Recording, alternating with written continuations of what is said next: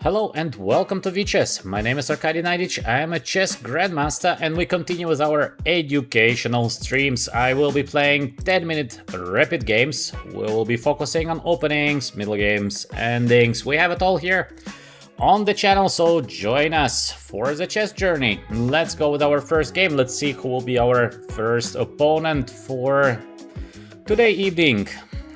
Alright, we are white in our first game. Let's go with the move e4. My favorite move, e4. Knight f3.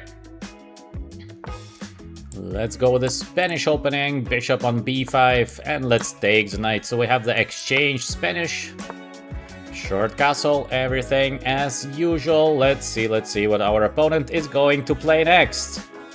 Here, Black has a lot of different ways of playing this position, so we have to wait for the next play. f6, very popular, bishop g4, very popular, bishop d6 as well, quite a popular play. Normally, the main move is a move d4, so let's go with the move d4. This is all pretty standard. Our opponent seems to be surprised a little bit by this opening, so he is taking his time to think about what should be played next. I see first today in the chat is Cheers to say hello to us. Welcome, Cheers. Hadi, as usual. Hadi is here with us. Hadi is always here. And as well, Hadi is a big help to the channel. So thanks, Hadi, in advance for that. Our guy here doesn't play. We have bishop g4, but now I think I can just take the pawn on e5. The idea is that in case bishop takes, we take intermediate on d8, and it is a game over, so we can expect probably black to take on f3 first. We're gonna take back, and we have this slightly better structure, which usually gives some advantage to white.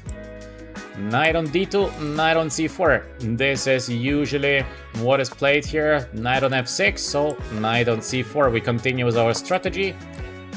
We would like to get the bishop, and in case we get the bishop, we should be slightly better.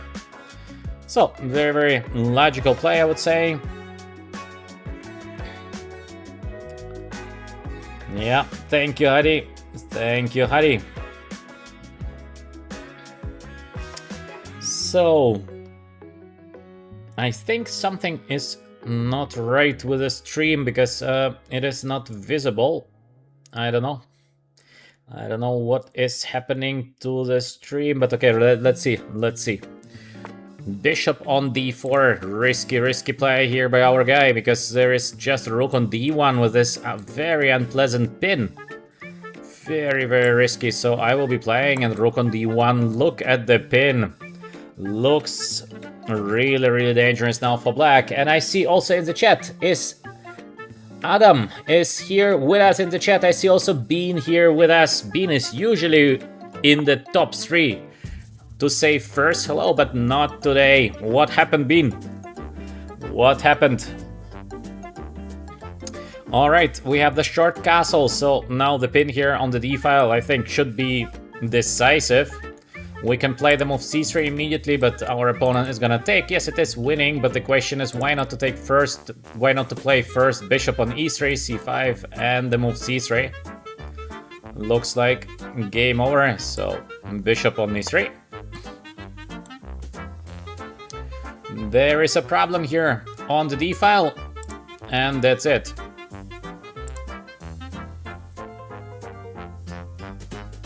So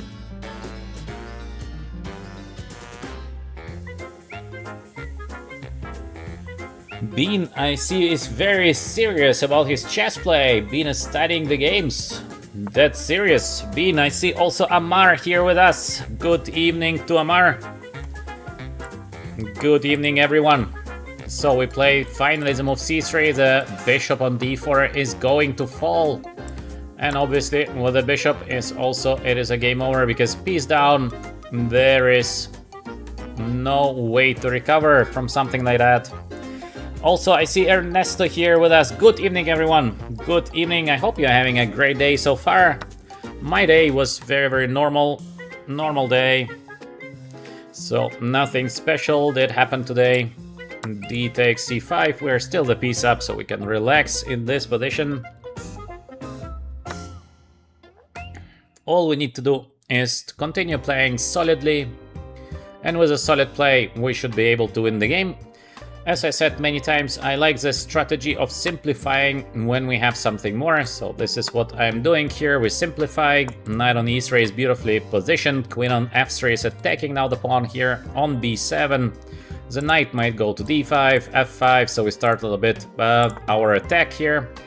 Rook c1, let's get the last piece into the game. Never a bad idea to have all the pieces in the game. The pawn is under attack, so we can just defend it. There is no rush. There is absolutely no rush here for white whatsoever. We have the piece up, so let's now start a little bit. Our target is the king. So knight on f5 doing very well. We can also position the knight on d6 in case we would like to. This is an easily winning position for white. Let's play also the move h4 next, just in case, to get no accidental checkmate on the last rank. So yeah. Alright. This game is over, except we blunder something heavy. So we have to wait for the next move of our opponent. So now we have the check here. We will be collecting the pawn on f7. We can take it immediately, but just for fun, let's go with the move h4. Let's see. Of course, we could have taken.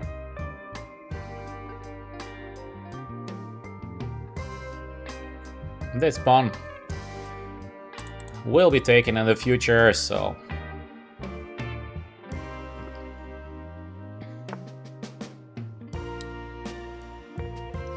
Ernesto is saying, why no more morning streams? And yes, there is an easy explanation for that, because at the moment a little bit busy period for me, so yeah, not so easy to do twice a stream per day, because obviously, as you know, I'm not getting paid for that by nobody. So I have the usual things which I must do daily, and yeah, twice per day to stream takes so much time and so much energy, so it's a little bit difficult to combine everything. I did it for quite some time, I think, this 2 streams per day, but now just 1. So we continue with our strategy. Let's change everything. Piece more. On e7, the f7 pawn will be falling, so there is no rush in taking the pawn on f7. It is not gonna run away from us. Position of white is completely winning. We can relax. For example, now, of course, we will be taking the pawn on f7. The rook is under attack. The last rank for our opponent is in danger, so yeah. This is a game over. Just a couple of more moves must be played. a4, attacking the queen. The queen cannot go here, is the knight cannot go here, is the rook. So next we will be taking the rook, and it is a game over. Alright, this is a warm-up game. Let's go with the next one. Let's see who will be our next opponent. Maybe it's gonna be a little bit stronger than the previous one. Alright. Step by step. Chess is a game where you have to show patience. I cannot repeat it often enough, because this is a problem that we are often facing. People are just impatient, so even in a winning position you have to show patience. Don't try to win the game in the fastest way, just win the game. We are getting paired once again against 2000 player. I don't know why this is happening. Seems like there are maybe no other players here on chess.com who would like to play with us. So yeah, there is nothing we can do about the pairings. I always say I'm very transparent. We're playing whoever comes.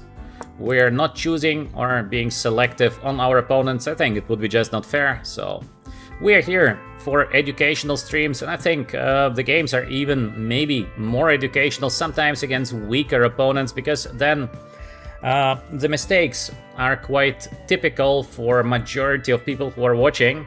In case we have games, let's say, with a very strong opponents, first of all, the game is very quick. So the moves are pretty quick, and secondary, the ideas sometimes are very complex, so it's difficult to understand. Alright, Heidi says 2200 woman international master had beat me today.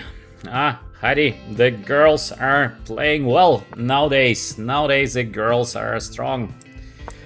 So let's go to the current game. What do we have? We have the line with the move queen on b6. I like to play this line. It is not the most popular line, but it is a very playable line. The idea is that we have the typical Sicilian, but instead of with the knight on d4, so usually the white knight would be here, we have the knight on b3. In some positions it's good to have the knight on b3. In some positions it's better to have the knight on d4. So our opponent continues with the move bishop e2. This is not the most precise, because now we have the pin and the e4 pawn is under attack. So it's better for white to play the move a3, for example, not to allow the bishop b4 f3. Here comes very typical d5. For those of you who are playing the Sicilian, I guess you know that when we can play the move d5, this is usually what we should do. d5 is very, very strong. We take with a knight, bishop is under attack. We still have the pin, so black has excellent position. So, let's see what our opponent is capable of doing here. And we take, because we double up the structure, we simply go back, for example, to d6. As you can see, the pawn on h2 is now under attack, so this means for white probably needs to lose one more tempo. No, white is not losing the tempo, white is giving the h2 pawn for free.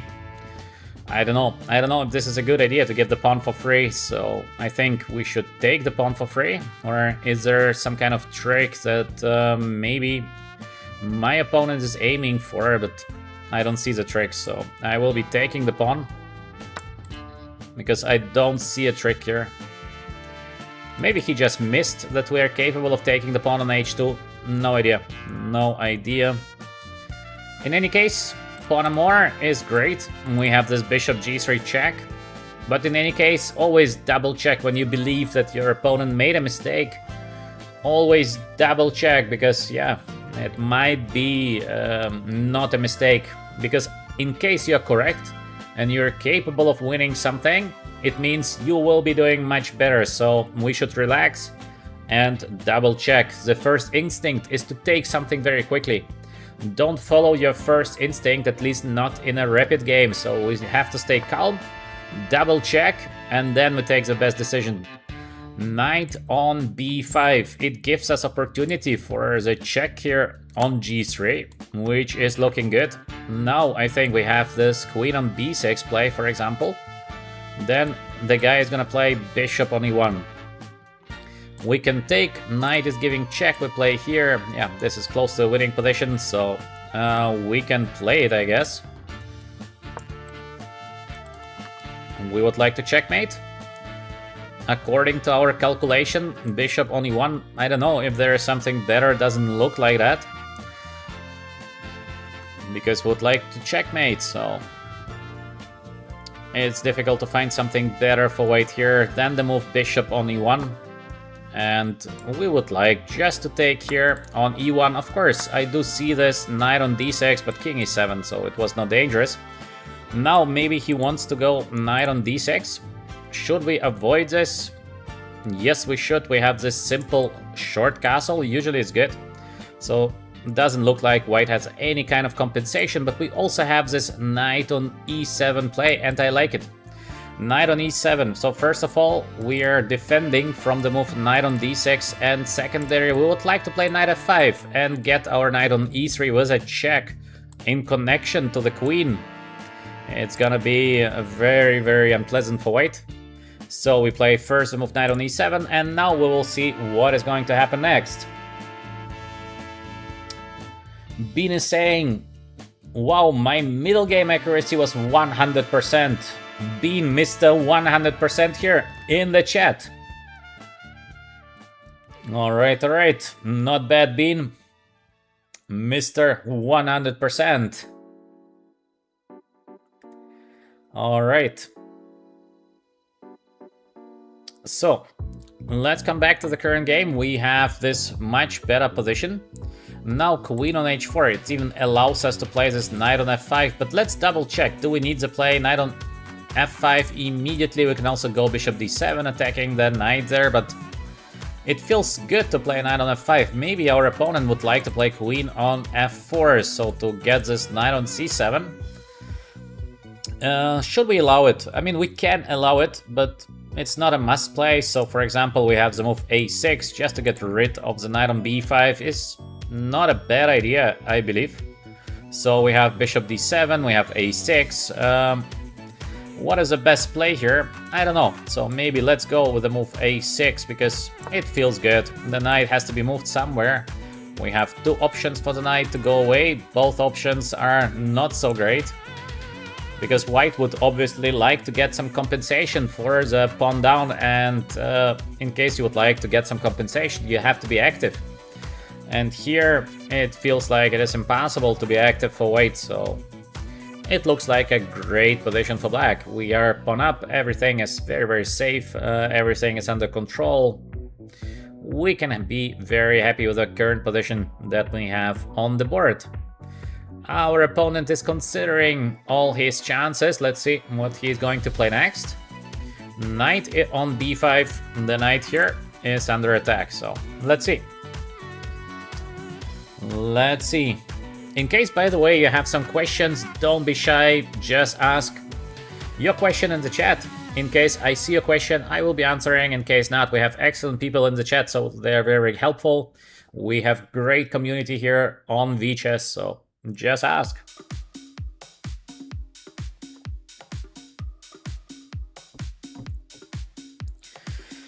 All right.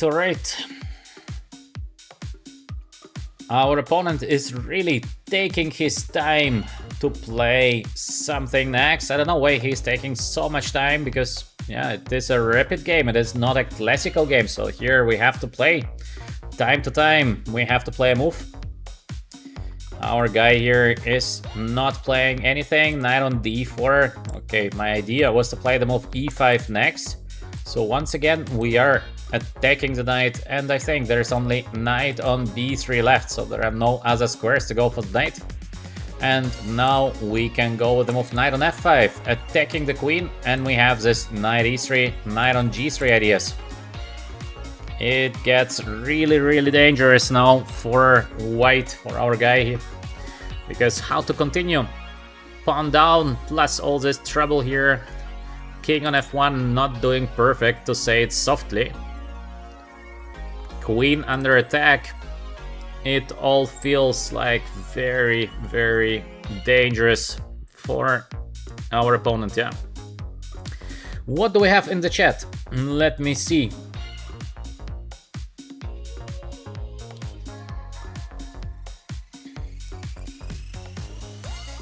Let me see. Bean is saying, I'm 5 elo away from 600. Bean, one more good game. And you are there. So, welcome everyone to our stream here on VChess. In case you're enjoying the stream so far, push the like button, become our member here of the VChess community. We have good people in the chat, very, very friendly. And of course, we have also many, many good chess players here in the chat. Our opponent would like to play an endgame, so okay. Endgame, why not? Because we are pawn up, so now king e7. This is crucial. Keep your king in the center in case we are in an endgame. That's why here the king is doing well. Bishop on d3. He would like to get the rook on e1. Not a bad idea by our opponent, but is it really helping? Is it really helping to save the game? I don't think so, but it's a good idea.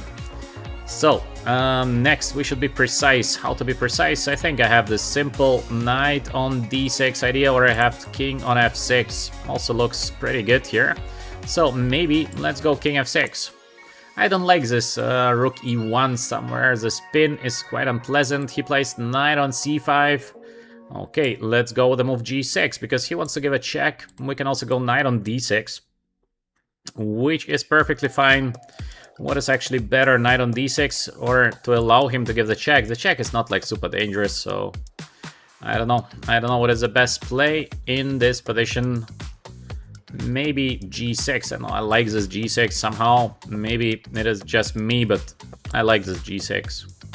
Feels very, very comfortable. We block the bishop. We're still the pawn up. He's giving us some checks, but king on g7 is very safe. So we walked a little bit with our king, but that's alright.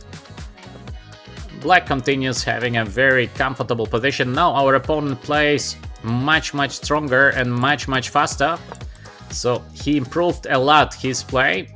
He played very, very slowly and pretty badly. Now he plays very, very quick, as you can see, and pretty good. What a change of style during the game. That's amazing. Okay, let's continue. Rook on d8, we ask the knight, where do you go next? Knight wants to take the bishop, or knight wants to do something else? Let's see. Let's see. Knight goes back to e4. Well, now we should get our bishop into the game. Also, the idea to get the knight on f4 is looking not so bad here. So, should I get the knight on f4? There is this kind of g5 continuation somewhere. Again, I don't know how dangerous it is. It doesn't look dangerous, to be honest, but just in case, maybe we should avoid it. Just in case. I don't know if we should avoid it, because it feels like we are close to be winning, so let's go b6. Let's get the bishop out, so very calm play. Solid play is usually the best play. Step by step we will get out with our pieces, and this structure in an endgame, it means a game over. So he wants to double up on the file. We have still this rook on h8 back, so this is not dangerous. We can also go with the move h6 and knight on g8, which looks ugly, but actually we get the bishop to b7 next, so also this is not dangerous. I think I like it even more to play the move h6, just in case, to avoid this knight on g5 somewhere, or some other tricks, so no need to count the tricks, we have a winning position. Knight goes to g8 temporarily, in case he stays with the rooks like that, rooks are passive. We can get the bishop e6 next, then we play at some moment rook on c8, king on e3. That's a good play by our guy here. We can put the bishop here, or we can put the bishop on e6. I think, I don't know where is the bishop doing better. Maybe e6, a little bit more natural, but maybe not, I don't know. Let's go here. We are targeting the pawn on a2. He doesn't care about it, he plays the move g5, so of course we go with the move h5, so we block. And the knight will be returning back to the game with the move knight on e7 next. So again, step by step, we are pushing for the win. Knight on e7, knight d5, little check here, or the check on f5. It is a step-by-step game. Knight f6, but there are no threats here. As you can see, the knight is doing well, but there are no threats, so we continue with our strategy, I think, of just changing everything and having a winning endgame. Now the knight has to be taken. We take a look at the h-pawn. This is a future queen. It literally doesn't matter what we're gonna change now, or we're not gonna change. Position of black is winning. Pawn endgames winning, rook endgames are winning, bishop endgames are winning, so there is no theoretical way even to escape here for white. Except some big blunder or similar, but let's hope that I'm not gonna make a big blunder. We have the move c5, quite a tricky play by our opponent, but we are, I think, able to take. And it looks like a winning position, so we take. We are playing here, and we collect the pawn on a3. That's it. That's it from the current game. The pawn on f3 is falling. He's giving us now bishop in one move. So after great play sometimes, the guy just gives a piece next. Very, very strange. How is it possible to play? Sometimes very, very good, and then you just don't see a win of a bishop in one move. I don't know how is it possible. So that's it from the current game. Let's go with the next one. We are not wasting any time here, so immediately the next game, we're now with the black pieces. Seems to be quite a good player, so let's see what we can do here. King's Indian defense. Let's go. b3. Very unusual. Hadi probably is very happy to see the move b3. I know that Hadi, he likes this b3 setup, even though I don't know why Hadi likes it so much, but Hadi likes it. This b3 bishop on b2. The favorite setup of Hadi. Knight on d2, exactly like Hadi, so d5. Let's block the bishop on b2. This is a solid setup, by the way, for white. I'm just kidding. This setup is a very, very solid setup. It is, of course, playable. We play the move a5 because I would like to check if our opponent is letting us to play the move a4. No, he doesn't. And after the move a4, now the move c4 is never possible because we are gonna get the knight here on b4. So this kind of a5, it was just a check. What happens next? Now c6, very, very solid. We can keep the knight on a6 to avoid the c4 play. And the bishop, we can get the bishop to g4, f5. Position is completely equal, and I think quite easy to play for black. Of course, again, it is not dangerous for white, in no mean dangerous. Now we have different setups here. Let's go for the bishop g4 setup. You might ask, why do you play bishop g4? We just give the bishop here because we have the bad bishop on b2, so this is crucial. Otherwise, it might be not the best, but now it is perfectly okay for black. Simple development, knight on d7, very, very solid. Just the bishop is not doing so great on b2, and this is why black's position is good here. Knight on e4. We are establishing this monster here on e4, knight on d2. He tries to change our monster. First of all, we can of course change and play the move e5, so this is gonna be more or less equal. But why should we change? Let's go with the move f5. Let's make the life of our opponent a little bit difficult. You see the bishop on b2. The bishop is out of the game. Now f4, so we have the bishop pair for white, but would you call it bishop pair? Is it correct to call it a bishop pair when you have this bishop? The knight is actually doing better than the bishop. In these positions, we have quite many ways of setting up the things for black. We have the idea of, let's say, e6 with the idea g5 somewhere, so it is an aggressive idea. We have also aggressive play with the move c5, which is not a bad play. Very, very possible play, by the way. We have also a nice tactical idea is to play the move knight on c5, so we would like to change, and then we get the other knight on e4. Of course, we can do it easier over just taking on d2. So, because we have so many different options, I think I will be playing, maybe it is not the best option, but it is, let's say, the safest option, and you will see there is quite a nice strategy behind it. So, I will be playing the move knight takes d2. This looks weird for you? And indeed, from the first view it looks strange, and e6. Why do I play it? Because I believe the knight on d7 is better than the bishop. Position is completely closed, so it's not possible to open this position for white. Let's say c4 is normal, but after c takes d5, we are just gonna take with the e-pawn, and that's it. So there are no threats, there is no nothing. We can prepare our movement of the knight on e4, which is normal. Or let's play first the move rook on e8, just to be sure that he is never gonna take c takes d5. Because we are just opening the file, so it is quite a strategic idea. And what is happening here? And I don't know if black is doing better in this position, but I think it is easier to play this position for black.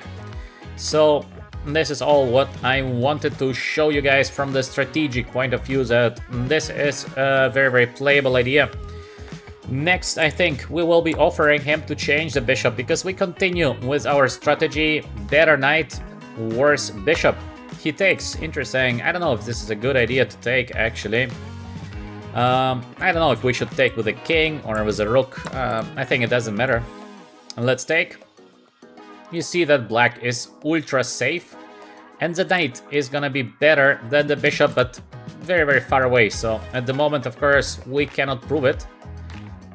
So we have to show patience. This position is about patience. c5, he's closing everything. Risky decision to close everything. Maybe he's aiming for this kind of b4 push, but I have the b6 first of all. This is interesting because he's gonna put pressure against c6 pawn, but we're gonna put pressure against the pawn here. on b3, but on the other hand, I like this rook f7 much more, so we're defending the pawn on b7 in case of b4. We will be taking, yes, he's aiming for the move b4, and now we know it for sure. And because he's aiming for the move b4, we are starting our counterplay here with the move g5. Position is completely closed, so g5 could be very, very dangerous for white. If something opens and we get our knight more active, this is gonna be so dangerous. Also, we have the rook on g7 play. So the rook on the 7th rank is defending the pawn on b7, because we can move our knight away and the pawn is gonna be defended. And simultaneously we have this rook on g7 idea, knight f6, and very soon I think you will feel the power of the knight. The power of the knight is going to be felt extremely soon. So let's first put the rook here against the king. This cannot be a bad idea. Next, we should get our knight into the game, so we can think about taking and then get the queen on h4. It's looking interesting. We have also this knight on f6. Is it time to bring the knight? Maybe. Or should we first play this king on h8? Very useful play, just in case we're getting ready to take there on f4. Maybe. I like this king h8. I don't know if I'm correct with that, but I like it because we are making space for rook on g8 from a8. So a very strategic game that we're playing here. We started the game with the idea of the knight domination over the bishop. As we know, knight and queen is a perfect combo in case it comes to the attack. So this is what we try to do next. We try to use our strengths and basically deliver a checkmate to our opponent. It is gonna be hard. This is true, but slowly we are gonna build up this kind of advantage. Rook on g1, our opponent potentially wants to play the move g4. I don't know actually if it is possible to play the move g4. It doesn't look like it is possible, so I'm not afraid of that. We can get knight on f6, but I think let's play first this, then we put the queen here, then we put the rook here, and then we get knight f6, and it's gonna be a checkmate. So let's see. Our opponent is playing the move bishop on c2. What could be the idea of that? Not sure. I don't know what is the idea of this move. Maybe he's hoping for rook on g8 to take the pawn on a5.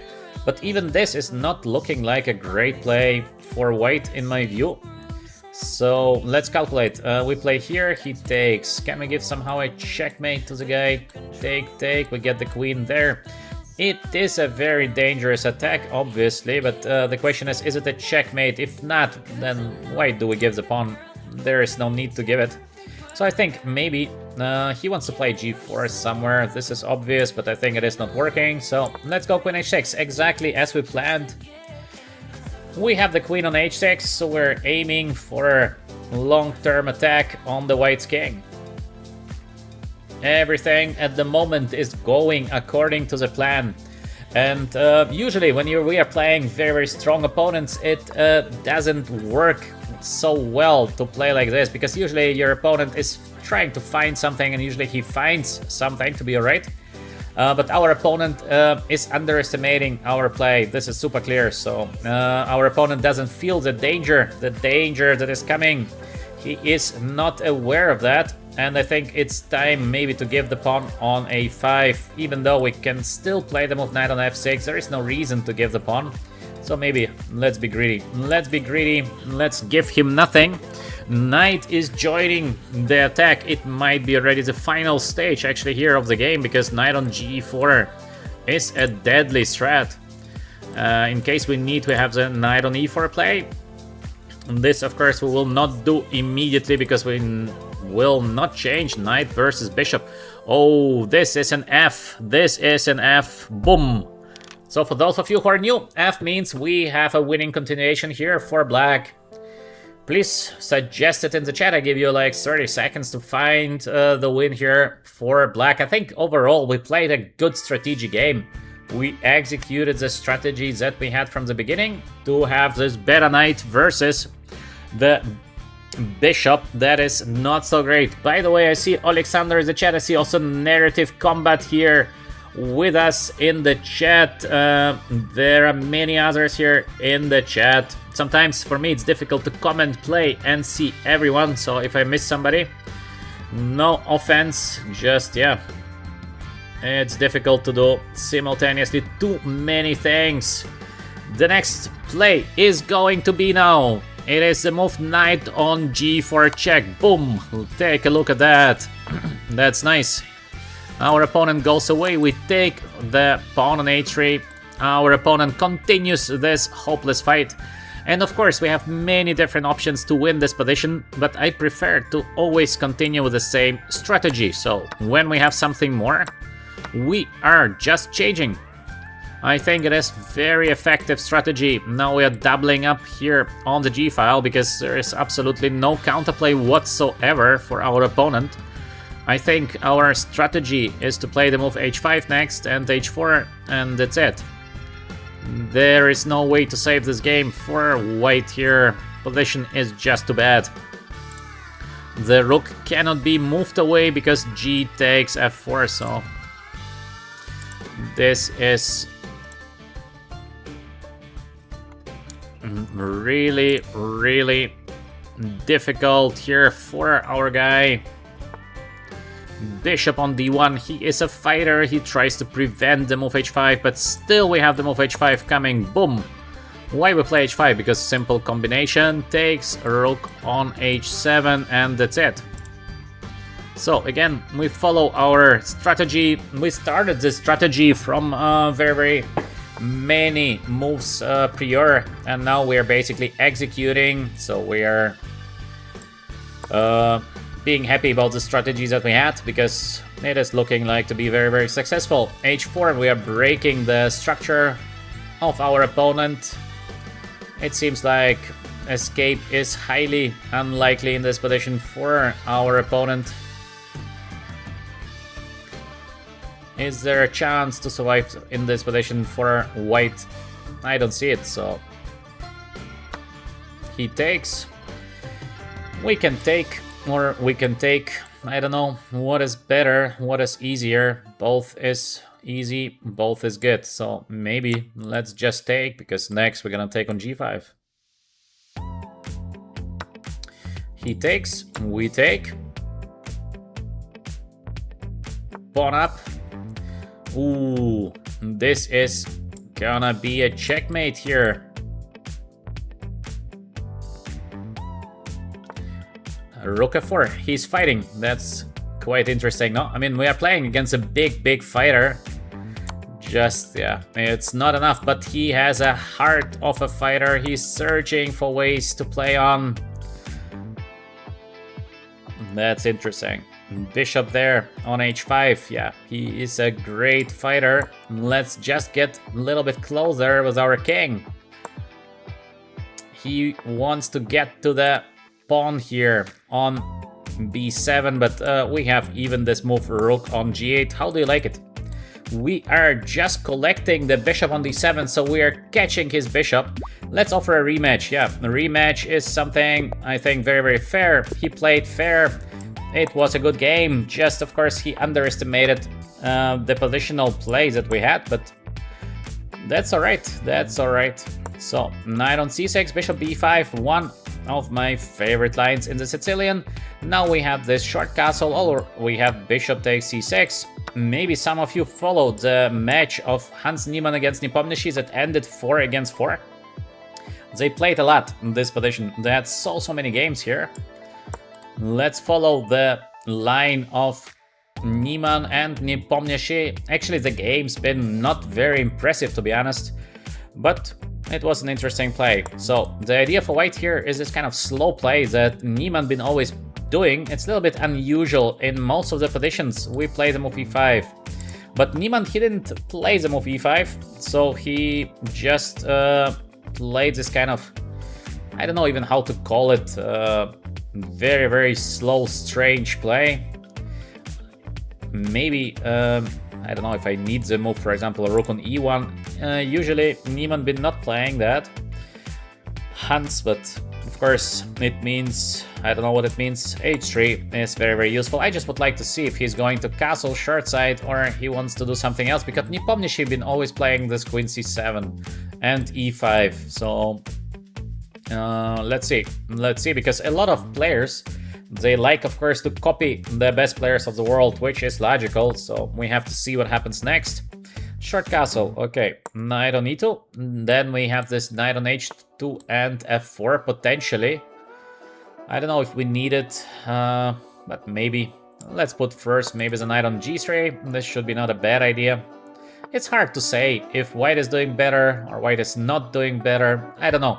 This is a little bit strange because he allows me to play the move knight on f5. I don't think he should do that, so we get the knight on f5. And now it might be slightly worse for black. Not much, of course. Again, it's a very, very playable position for both white and black, but maybe white is doing slightly better. We have ideas of playing the move g4. It's interesting.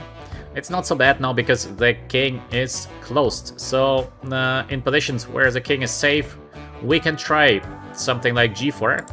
On the other hand, we can try more conservative knight on h2, so this would be more normal play. Not so aggressive, but maybe also an interesting decision. So let's go. Let's go, or not, because he wants to take knight on h4. Maybe I should not do that. Or I should. Not sure. Not so sure what I should play here. Let me think for a little. Maybe first, actually, bishop e3. I like bishop e3 first because lets me develop first a piece. I would like to see if he really wants to play the move queen on d7 to attack our knight on f5. We have this knight takes e7, b3. He attacks the pawn, alright, we'll not give the pawn, obviously.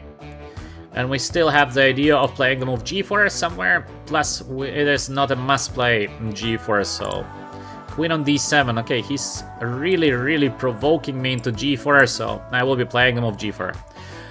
The main idea after g4 is a king here and rook on g1, so we try to be very active there on the g file.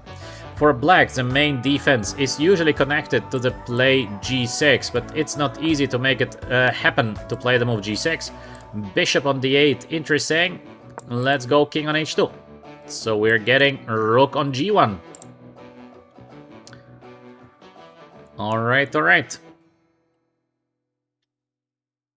So, bishop on b6. Is he planning something? I don't know what is he planning. Why to put the bishop so poorly? Because the bishop is really doing badly on b6. Maybe his idea is to play the move d5, but this is a bad play, so we can wait for him just to play the move d5. Nothing wrong with that, so let's see. Let's see what happens next. As you can see, the game is again slow, step by step, but step by step is not bad. The chat got again so silent. Everyone is here in a movie mood. I don't know why in my streams the chat is so silent. It's like people are in a cinema. I'm just talking, playing games, people watching, relaxing. Maybe to be a bit more active would be the better choice, I would say, but of course, it's for you to decide. But I think in case you're active, then usually you're learning more. So this would be my advice, but of course, you do it as you wish. Popcorn cinema, yeah.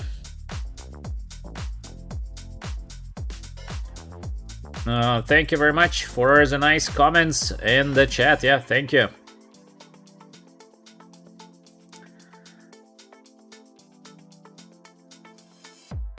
All right.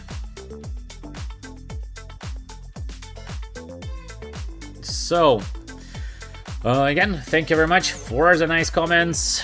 I hope you're enjoying my comments, and of course, push the like button. We have only 42 likes so far. Let's get at least to 100 likes per stream. It is not too much to ask, I think. Now, what do we want in this position with the white pieces? What do we want with the black pieces? So with white, of course, it is so crucial that we have the rook here on g1. So the thing is, we have bishop h6 ideas, we have knight takes g7 ideas. As you can see, the things around the black king are not simple. Our opponent panics with the move bishop takes f5. Of course, we will be taking with the g-pawn. You see that our rook here is so good, so it's gonna be a checkmate most probably, but of course, let's see how the game is gonna be developing. You never know. Chess game is never over till your opponent doesn't stop the clock, and this is such a typical mistake to be too happy.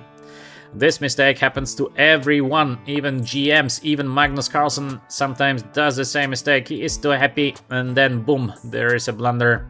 So, king goes to h8. I think we have a beautiful way to finish this game here on the spot. Do you see a winning continuation? I think I do, but let me double check because it might be wrong. I think we have a win, yeah. This is looking like a win. I don't see a defense. It is a win. It is a win, so it is an F. Boom. White to play. It is a bit more complex, so not so easy. Take your time because this is a little bit more complicated win here. Not so easy. Actually, we have two different wins, I think, but both of them are not simple, so take your time. Not so simple. Actually, I don't know what is a better win here, because both of them are winning, so... Okay, I think I will be playing... I know what I'm playing. So we have two options here to win the game, and I hope you see some of them. To play f6, I think is not the most precise, because after taking, yeah, we're doing good, but this is not a win. We have two different wins, and the win I like the best is the move rook takes g7. I think it is winning. We have also bishop on h6. It also feels like a win. The problem, or maybe not the problem, actually bishop h6 also feels like a win, so... But it is not forced. This is the thing. There's rook on g7, then we're gonna take. We're gonna give a check, then queen knight on g6. It is a winning position, but it is not a direct win. So I believe, to my understanding at least, we have rook takes g7, and this is more clean.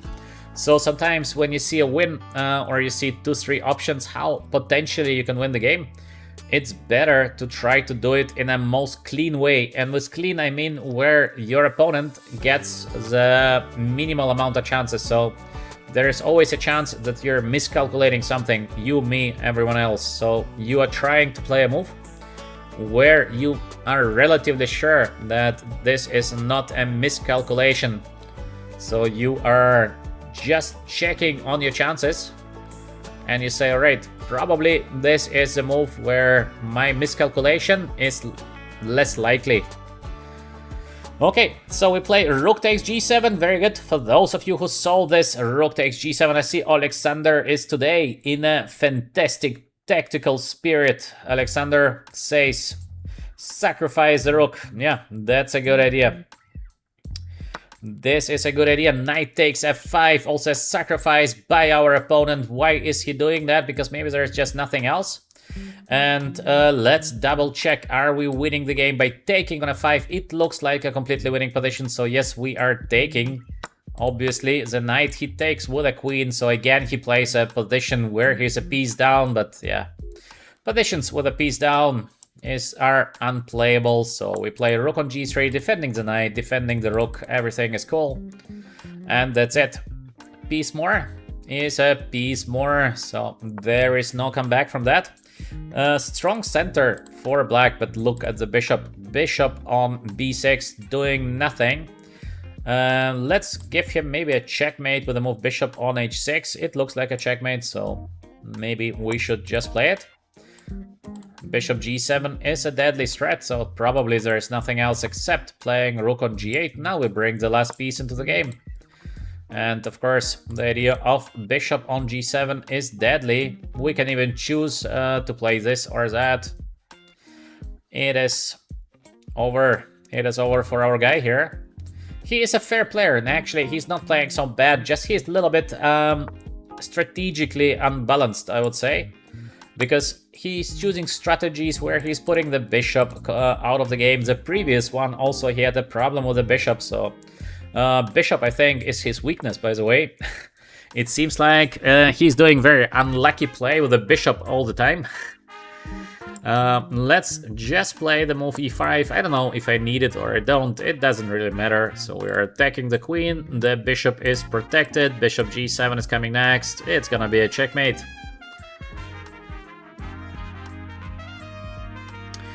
Alright, alright. I see Creative also here with us, and I saw also Avocado here with us. Welcome, Avocado. And of course, welcome to Creative. Creative is so active. One of the most active, I think, maybe the most active actually. Lately, Creative is substituting Avocado a little bit, because Avocado usually been #1, I think, in writing. Avocado sometimes wrote so much, but now it is Creative, yeah. Creative is now our most active member here. After the move queen on e6, we have so many different ways to win the position. I'm even a little bit confused, but let's play the simple bishop on g7, boom. We have this thing that always I Play Chess Live showed us here with a T. Up, and the king is gone. This is what we're gonna do next to the black king on h8. We are going to deliver a checkmate. Let's triple on the g-file. Have you ever seen a triple like that? That's nasty. This is a nasty triple. That's it. Let's offer him a rematch. He wants again, yeah. I like this guy because he is a funny guy. He resigns on time and he's tricky a little bit, but let's play. Let's play some more games against the same guy, because he's resigning on time, he's not playing like queen down, etc, etc. d5, knight is doing not so well here on c3, so d5 is a usual way to play. Bishop g7, very calm. Is he really going to play this bishop h6 line? I don't know, how effective is it? Still, we should be a little bit cautious here. Maybe we have this knight on e4 play. Or should we go with a short castle? Both is looking very, very good, so I don't know what is better. Maybe a short castle. I don't believe in this bishop h6, because it feels like, yeah, you're attacking, but how to give a checkmate there? He's going for a checkmate, so the guy is not joking. I saw that he's joking with this kind of play, but no, he is not. After bishop h6, usually we see the idea h4, so we start immediately some counterplay here with a move c5. Alright, alright. Bishop takes g7, king takes, of course. And he takes the pawn on c5. Oh, if this is a good idea, I know he wants to long castle, but this might end up in a checkmate for white, so let me play knight on c6, I think, because d4 is a dangerous threat. I feel he wants to long castle. No, he doesn't. I don't know, maybe my feeling is just wrong, but we can go e5, d4. So tricky. We have this knight on e4 play, looks also not so bad, and we have the queen a5 just taking the pawn on c5 back, which is also looking like a, I think, reasonable good play for black. So let's think a little bit here. Let's go with an aggressive or solid. Solid or aggressive? We have to make a decision. Solid or aggressive? Let's go e5. Let's go. Today we are in a good mood. So e5. Solid would be queen a5. I think also the solid play would lead to quite a nice position for black. After e5, usually we would like to play d4 in case we can.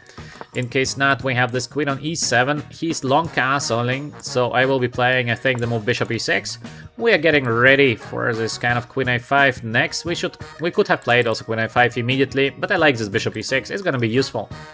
This is not a bad play. This is quite useful. And h4, he wants to checkmate us with the move h5. Pure aggression. The guy is 100% aggression, but where is a checkmate? I don't see a checkmate. So maybe we should even let the guy play the move h5, even though I can play h5 myself, not to calculate anything, but somehow it doesn't seem to be a checkmate, to be honest.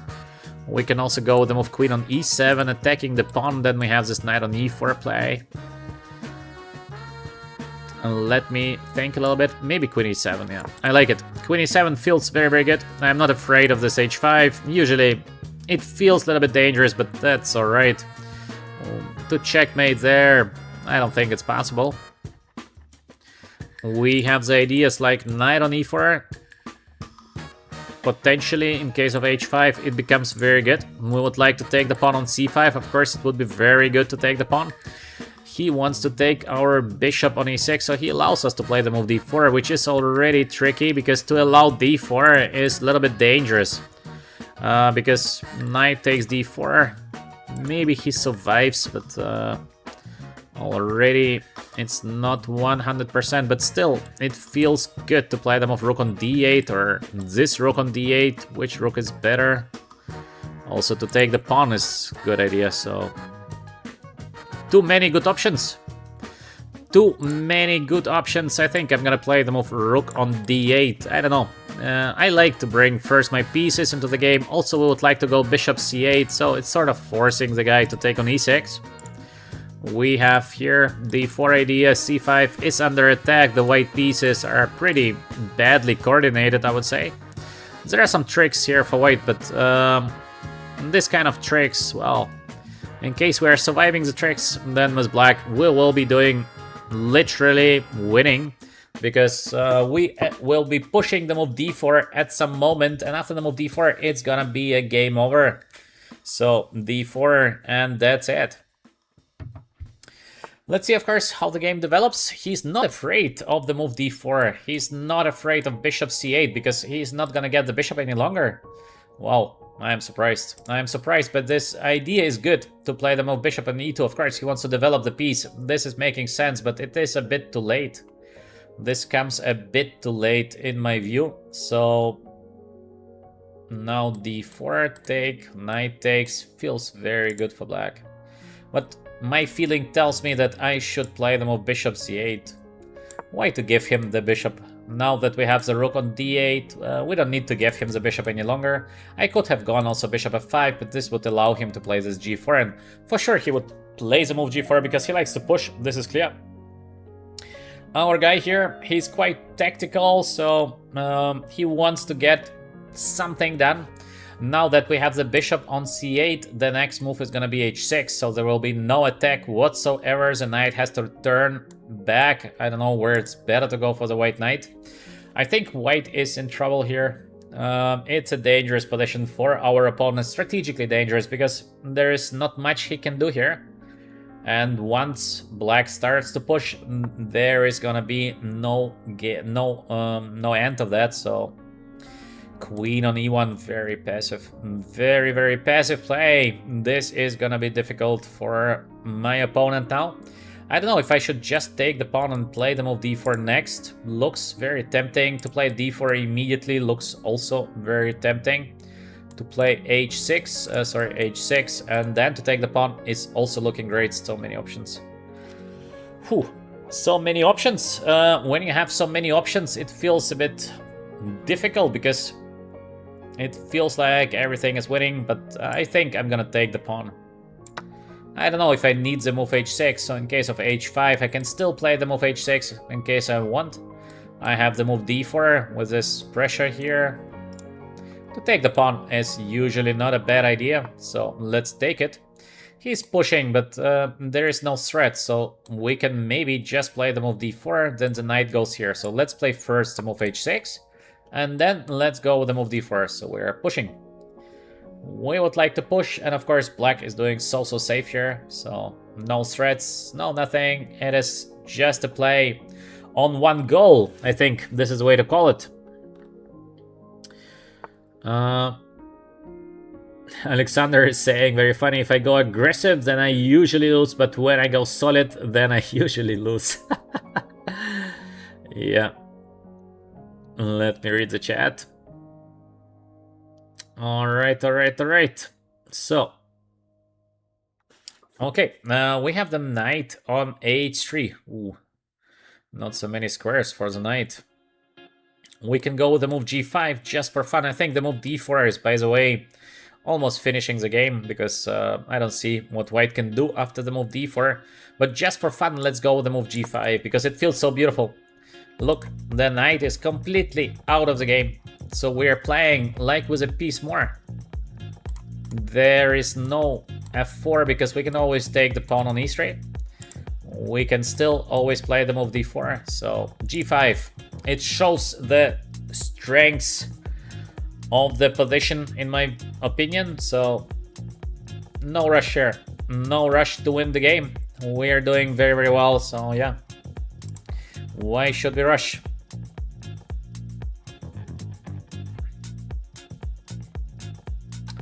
So, all right.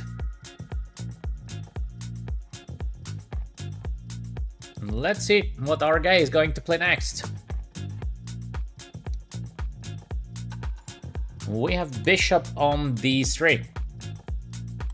What is the idea of this play of our opponent? What could be his idea? Let's try to understand. Maybe to get the knight on e2? Is it a great idea to have the knight on e2? I would not say so. We can still play the move e4, followed by the move d4, which is looking very, very good. So I think we should play it. Why not? Let's go. e4. Bishop is under attack. This move d4 is coming next, or maybe we don't need the move d4, but I think d4 is looking good, so we should play it. Let's go with the move d4. I don't see why not, so... Knight on h3, completely out of the game, but this we already noticed earlier. He takes on c6, we are taking the knight here on c3. Little intermediate move, well, I would not call it that. You must be a genius to see this. He's going again endgame pawn down, but why he's always playing an endgame pawn down? What is the idea? It seems like he... I don't know how to explain it.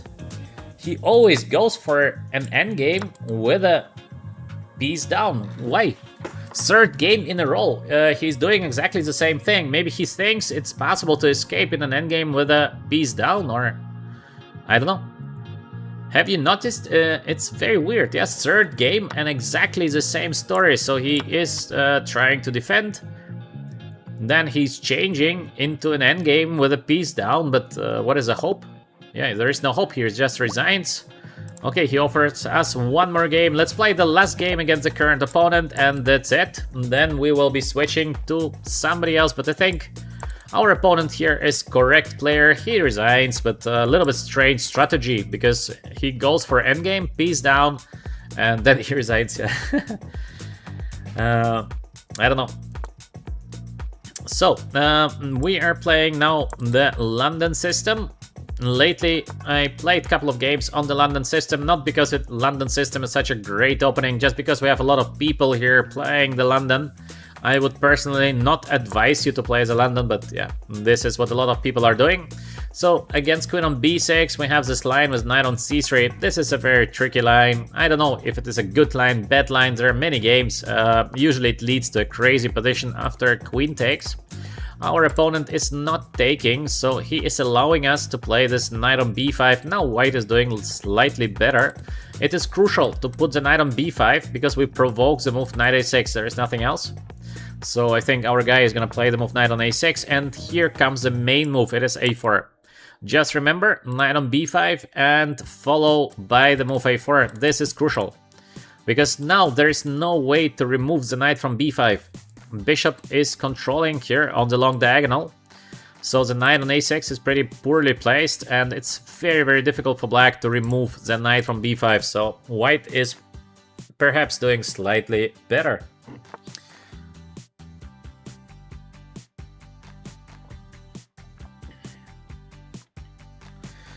So we have the move c4. Interesting play, c4, because he is aiming to play the move bishop on d7, and he tries to crush our knight on b5. Not bad, nice idea by our opponent. We should maybe not allow him that, so let's go with the move knight on e5. Why to allow the guy? This bishop d7 I don't want, so I play the move knight on e5. Maybe I can take the bishop in case he puts the bishop to d7. Not so fast, not so fast. I see Avocado in the chat. By the way, just in a couple of days, in 3 days, my seminar is going to start. And yeah, Avocado and Tommy joined. This is a good idea to join my seminar. You will see, you will learn a lot of interesting things. And it's gonna help to develop your chess, like, for sure. So for the others, just 3 days left, so you can still register in case you wish to. We have the move queen on a5. It is a check, but why is he giving this check? I don't know, so I will be playing the move c3 probably. Let's just block, so why not? Very solid, step by step.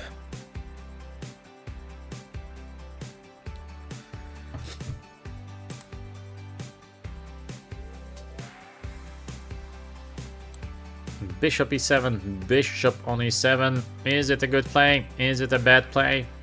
I think we can just develop our bishop, I would say. So let's play bishop on e2. He's preparing short castle. We are preparing short castle. Normal game. And in these positions, by the way, short castle is not a must play. I'm gonna show you one interesting idea. It would be a normal play to do short castle, but it is not a must play. We have a different idea, and the idea starts with the move h4.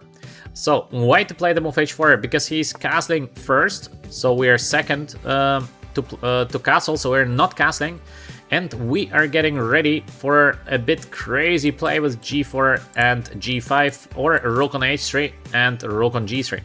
Now our opponent is playing immediately the move bishop d7, so he wants to take the knight. I think it makes no much sense to give him this bishop takes b5, even though we can give him this.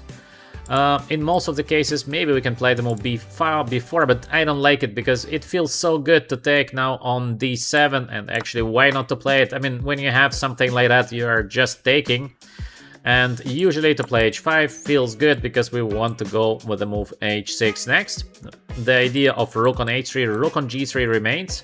Plus we have this beautiful knight here on b5 because the knight on a6, 0 squares to go. So we are controlling that diagonal. This is crucial. This is very, very important. In case we can keep the diagonal under control, then white is doing better, almost surely. So let's see how the game is going to develop next, but we are doing well. To play the move b4, Hadi, it is possible, yeah, this is a possible idea, but after cb, queen takes, he goes rook c8, so he's getting a little bit of play in theory on the c-file, and we have a rule in chess, usually play where you are better, where you are stronger, so to me, I think I should not play on the queen side, but I should push now here on the king side a little bit. Because on the queen side there is not so much that black can do. So the move b4 I can still play in the future, but first let me see, for example, maybe g4 is good, bishop g3 back, maybe f4. So I have a couple of ways of playing this position, and I just need to decide what is the best play, but there are a few options. Let's see what our opponent is gonna play next. Then we will be deciding what we are going to play, so yeah. After b4 it goes en passant. Yes, Alexander, this is precisely how it is called, yeah. Alright. In case you're enjoying the stream so far, become our member here on VChess and push the like button in case you see, of course, some value in the streams that we are having here on VChess, our educational chess panda, the strongest chess panda in the world.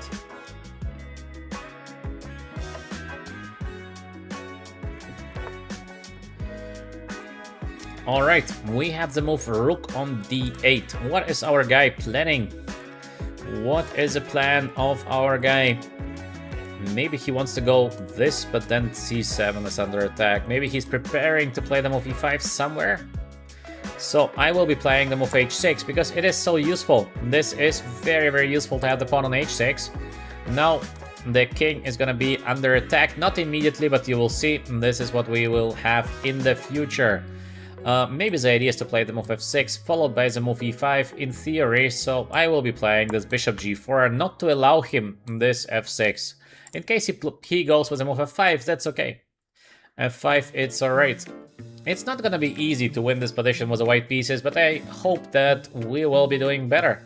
We have the monster knight here on b5, so long term it should be advantage for white here. There is not so much that black can do in this position. Prophylactical play by white, bishop on g4. We are just preventing the guy. Yeah, he's aiming for e5 play, but it's gonna be so hard to play the move e5, because how you do that? Even if he goes back e5, we can always take on d7. That's why it's gonna be very, very difficult to play the move e5. Still, we have all the time in the world, so let's play modest and hopefully good. Let's go bishop g3, just in case. Just in case. Positional fight here. I will not allow him under no circumstances to play this move e5. Also, in theory, somewhere the move f4 will be played, but of course not now. We will be waiting. I try to provoke him to play the move f5. So let's hope. Let's hope he's getting provoked to play the move f5.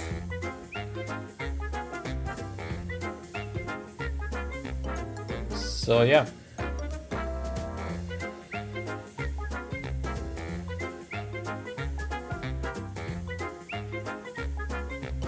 Alright. Let's see what is going to happen next. We are provoking. He's not getting provoked, so this is good. Good play by the guy, because I thought he will be getting this kind of f5, because it looks logical to play the move f5, but he is not getting provoked, so good play. What can I say? It is a good play by our opponent. Next, we can try still to provoke him a little bit more into playing the move f5, or is it time already to do something? Potentially to be a little bit more active? I don't know if it is time to be more active, actually. Because I don't see what is his plan. It feels like he has no real plan in this position. So we can just play something solid, because I don't know what is his next move. Maybe let's go with the move bishop e5. I just would like to see how he wants to develop. I'm just pretending that I would like to play this queen on f3 and potentially be good on the dark squares, but I think I more try to make him finally move the pawn. I'm waiting so much for him to make some weaknesses here in the position. I don't think that I really want to play on the dark squares. Feels like I'm not gonna checkmate the guy, so there is no reason for it. But I try to provoke him a little bit into something, because knight on a6 is completely out of the game, so we have a lot of time here. It feels like white is doing a little better, and we have a lot of time. So let's see what we can do next here. This idea we keep in mind, but it is not a must play. Maybe we should get the bishop to h3 somewhere. Again, I don't know if this is useful, because the h6 pawn might be under attack somewhere. Maybe we can... I think the idea in general should be to do the short castle, this f3 and e4 play, but let's wait. Let's wait a little bit more.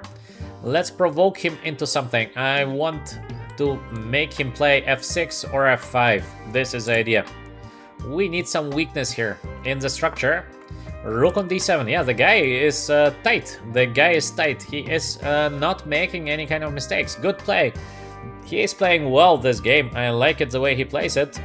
Nice. So maybe it's time to play queen on f3.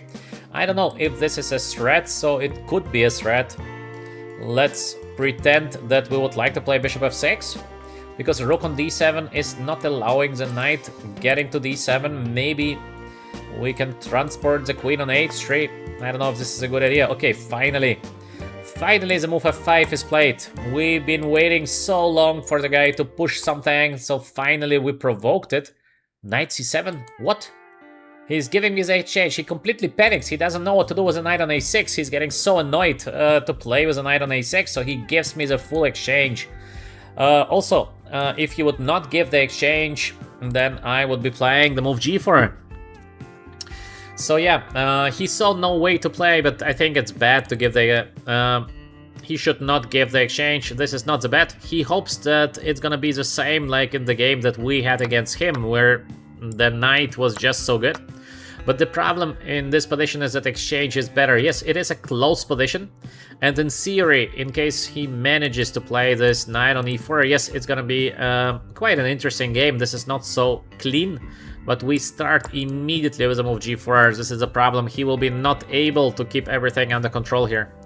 I will be playing gf next. The idea that he had, it is interesting. It is not a bad idea. So it is not a bad idea, but just the execution. He did it in the wrong spot, because now it's gonna be difficult for black here to keep the things together. He wants to take the pawn on b2, but it also does not save the game. So we can defend the pawn. We can just take g takes on f5. I think it is looking like a win. He's gonna take. We're gonna do the short castle. He's gonna take. I think we can just take with the queen and it is a game over. I mean, take with the bishop and it is a game over, so we take. This looks like a win. Little combination. Well, I would not even call it a combination. So after queen on b2, we have a nice winning move here, but it is too easy to miss. It is short castle. Out of nowhere, finally, we are short castling on move 24. I think he missed it. I don't think he saw the short castle, because indeed it is quite unusual, because it seems like something moved, maybe rook, maybe king, but nothing moved. So we have still the option of the short castle, and obviously we have the idea of rook on b1, rook b7, which is enough to win the game. But we have a little bit more beautiful solution. I think he's gonna take with the g-pawn.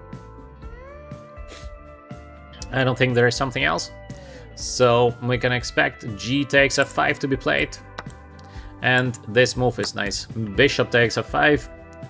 Because in case he takes, we take here. And queen f7, queen g7 was a checkmate. So he cannot take the bishop. And in case... oh, he takes. So we give here. Queen takes d5, check. King goes away.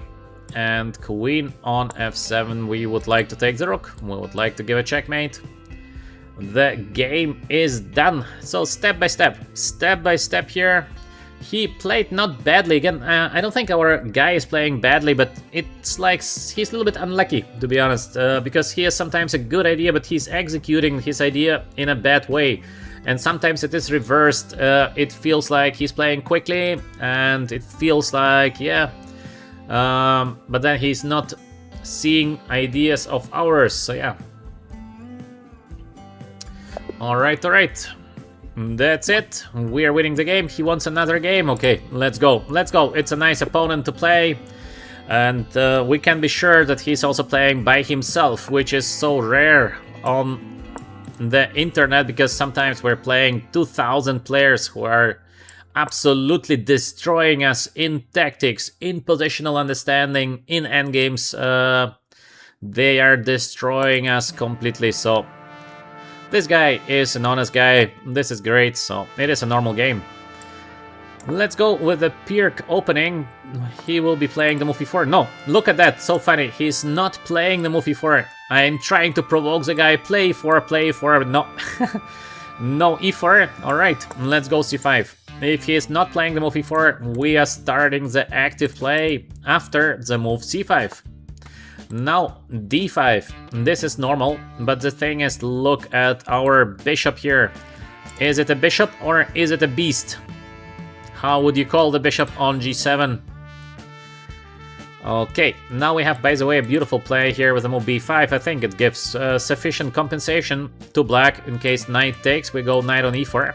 But it is not a must play. In these positions we can also go queen on a5, usually very useful, because we would like to play the move b5 next, and also these ideas here are pretty common, so it is okay for black here. It is fine. It is fine. e4. and d6 usually is a play. Let's double check if we have some tactical ideas. b5 is possible, but then we have e5, knight on h5. Yes, you can play it, but why? So d6 feels more solid. I think to play bishop on h6 is not possible because we take the bishop, queen takes, and we play knight takes e4. So we're winning the pawn on e4. He is defending against our ideas, which is making sense. And here we have bishop g4. This is a strong play. Bishop g4 is so annoying in case you're white. You're so annoyed by the move bishop on g4 because I would like to take the knight on f3. Okay, our guy is not annoyed, but he's just playing too quick. If he would think a little bit more, then I think he would be also annoyed. The idea is to take. And now we play the simple knight on d7, and it's very hard to get any kind of attacking chances here for white. He's playing too quick. I don't know why he's playing so fast. He stops to control the game. He just wants to checkmate us, but it's not gonna be easy to checkmate in this position. So we have the knight on h5 idea, for example. Normal, we have this knight on e5, which is also normal. It is a big fight here. I don't know who is doing better. Yeah, very, very normal play, I would say. So, should we play the move knight on e5 or should we play the move knight on h5? I think both is possible. Maybe knight on h5 is a little bit better because we should act against the f4 play. And I will show you one nice idea here. Let's see, of course, how he plays, but he takes. I think I should take with the king. If we block the move f4, then black will be doing very, very good here. He plays immediately f4, okay. This game he's playing better. He is playing way, way better than the previous games. We have the knight on f6 defense. This is number 1. And we have this queen on b4 idea to push here against the king on e1. This is number 2, which is looking normal. Also, this bishop on e2 is not always dangerous, so let's see. Let's see what we can do. Maybe knight on f6 to provoke the move e5 is possible, but I'm not 100% sure. It's not bad, but maybe it is not the best. How can we get the move b5 done? He's gonna play bishop on e2 next. This is quite sure. So maybe we have this queen on b4. He's gonna be doing the long castle, and we will be playing the move b5. The game will be very, very sharp there. Very dynamic game to be expected. But maybe it's okay. Let's see. Queen on b4. So I like to take the pawn, of course, and simultaneously I have the idea of queen on d4. Plus I have the knight on f6. So multifunctional play, queen on b4. I don't know if the move a3 is possible. I thought it's not, but maybe he could have tried. He goes with the move bishop on e2. I saw that I am able to play the move knight on f6 or this knight on f6. We have the idea queen d4, so to change and win the pawn. So let's go maybe with the knight from d. We would like to take on e4 in case we can. And we have the move queen on d4. We also could have played queen on d4 immediately, but this would be just an equal endgame. Oh, he takes. I don't know. I don't like this. I don't like that he takes. I think we can take with a knight, and now, in my view, black is doing great here, so he wants to checkmate us, but it's gonna be hard. It's gonna be a difficult checkmate. So, should we start the attack? He's gonna go with his attack. Or should we just play the move queen on d4, so we're getting into an endgame? Maybe he wants to avoid the endgame, then we go queen f6. But this move f5 is not so dangerous, the knight is really blocking everything. So I don't know. I don't know exactly if we should play the move b5. Usually we should, so I think I'm gonna go with it. I don't think it is a bad play, so we should try to get the b4, so we can play queen a5, for example, in case he goes to the attack on the g file. f5, yeah, good play. He's playing a good game now. Finally a good game by our opponent. Let's see if we can defend from the attack. What is actually the attack? There is no attack for now. But what is our attack? We have this idea queen d4, but it might be slightly worse. I don't want to defend a slightly worse position. That's why we will be searching for something else that we can do here. We can also play queen on c4 with idea b4. Interesting, because we're gonna provoke the move b3, and then we go back, king on b2, and then we are playing c4. Maybe it is not a bad play, by the way.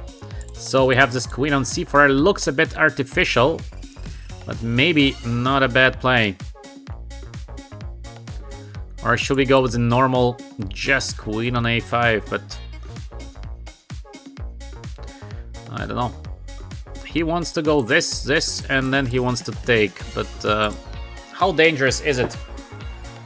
I don't think it's very dangerous, so I think we should be fine. Just we have to find a way how to attack, how to get some counter here. Okay, let's go queen a5. Let's play just normal. Let's play normal move queen on a5 with idea b4. This is looking like a position that is very difficult to judge, because it's gonna be like, who is quicker?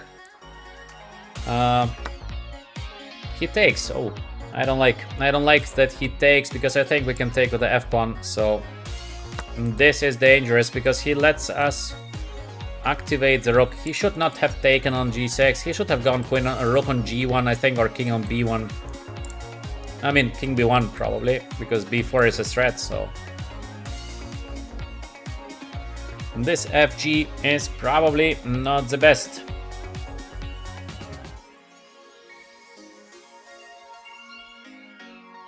So yeah, now that we have this fantastic rook on a fate, because he gave us the rook for free. We did not deserve to have such a rook, but yeah, we took. He gave and we took. What to do? I think he should have gone king on b1, but alright, the game continues, so let's play. He would like to take on e7. Obviously, we'll not give him that, so let's, maybe he wants to go e5 next, but it's not so dangerous, so rook f7. Just a calm play, we keep the idea of b4. He is allowing us to play the move b4. Maybe knight f4, h5, then we have the h6, g5. Yeah, this looks very powerful. Should we also bring just the rook back? Many options here for black. Many options for black. We can also just push on the guy, which is also not looking like a bad play. Or we can just double up here on the f-file, which is also looking like a good play. So many different options. Okay, maybe let's bring the rook. I don't think to bring the rook cannot be a bad play. Looks so powerful here. b4 we keep in mind. Maybe actually to play something like queen on d8 is not a bad idea, because we are so dominant on the f-file, so we will be doing better in most of the cases. Now he wants to take, so we'll not allow him that. Just going away. Positional play, step by step. We are back to our strategy of step by step. b4 in the right moment. Rook takes f2 in the right moment. Maybe also we can go back with the queen to d4. So I don't see any kind of threats here to our position. King on h8 is very, very safe. Our opponent is also playing quite a safe play here. Knight on d1. So how can we win the following position? I don't know. So let me just maybe bring the queen into the game.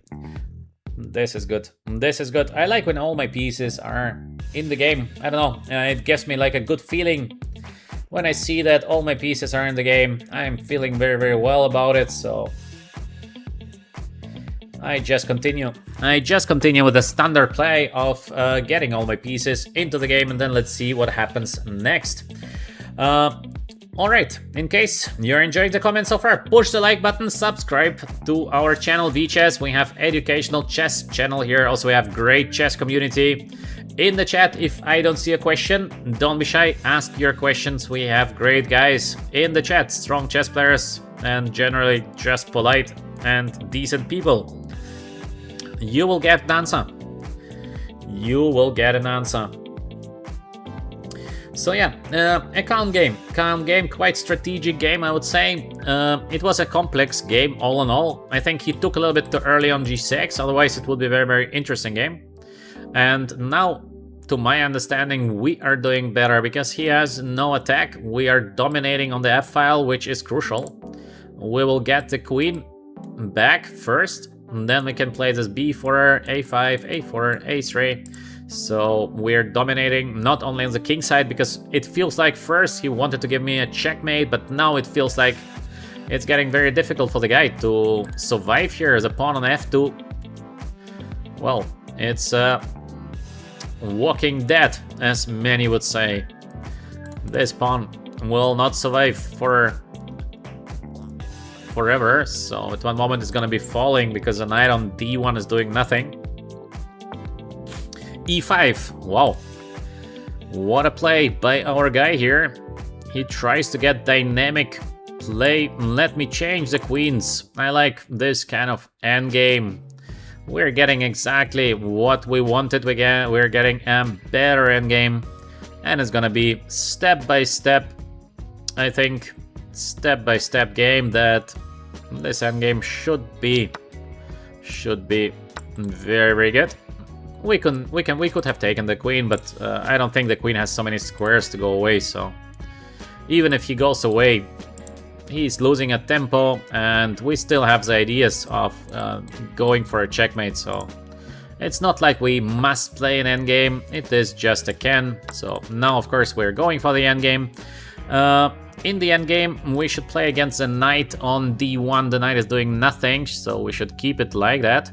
The pawn here on d5 is going to fall. What is the easiest way to do it? Maybe to play the move rook f5. Is it just eating the pawn away? Looks like.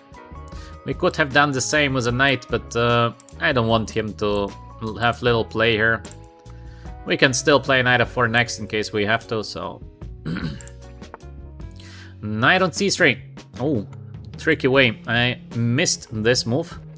We should not have given him this chance. Yeah, this is... I missed it, of course. Still, probably there is not a big change, so let's go with the move b4. This changes not so much. We are getting the d5 pawn, but I missed this. Yeah, we could have won the game easier. He really wants to take the pawn a7. Come on. Such a greedy guy. Unbelievable. Wow. This is ultra greediness, I would say. Like ultra, level ultra. Okay, so let's win the game. Let's go here first. He cannot really move. He doesn't care about it. Okay, now how can we win the game? Let's go first here.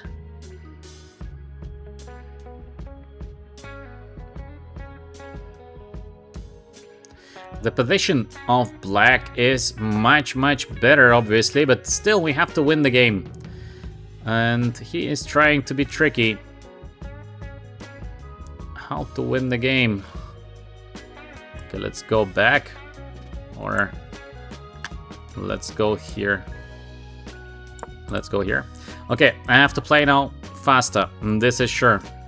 I don't know if I messed up already, because we've been so much winning.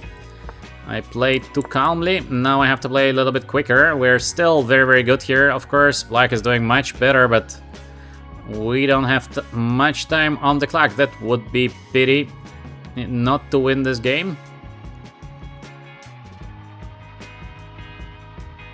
Still, we are not doing badly with our time, so it should be enough, but let's see, of course. Rook goes here. The pawn is under attack.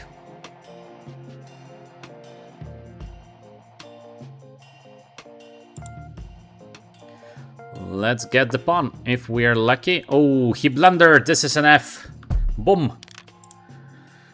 I give you 10 seconds to play the next move for black. We are winning. He just blundered by playing the move rook on d1. And we have a winning continuation here. What is a winning continuation? And the winning continuation is knight on e2 check. That's it. It is a game over, so we're a little bit lucky in the end, but of course we had a better position for a very long time. Now we are finally checkmating the guy. And okay, the last rematch against our opponent here, he is very fair, so I like this kind of rematches. Let's go e4 and let's play a little bit quicker against the guy. So I will be still, of course, commenting on all the moves that we are seeing, but I will be trying to play a little bit faster. Let's see if he's going to play exactly the same opening. Yes, so now we're gonna switch to the move b3. Idea of the b3 early, it is to get bishop on a3 and d4 quickly. You will see it's quite tricky. This b3 line is very, very tricky. When I was young, I played a lot this b3. d6 is not the best because you're getting this e5 immediately and it gets nasty. It's gonna be beautiful. You will see. If he plays queen d4, oh no, I blundered piece. Just joking. This is still theory.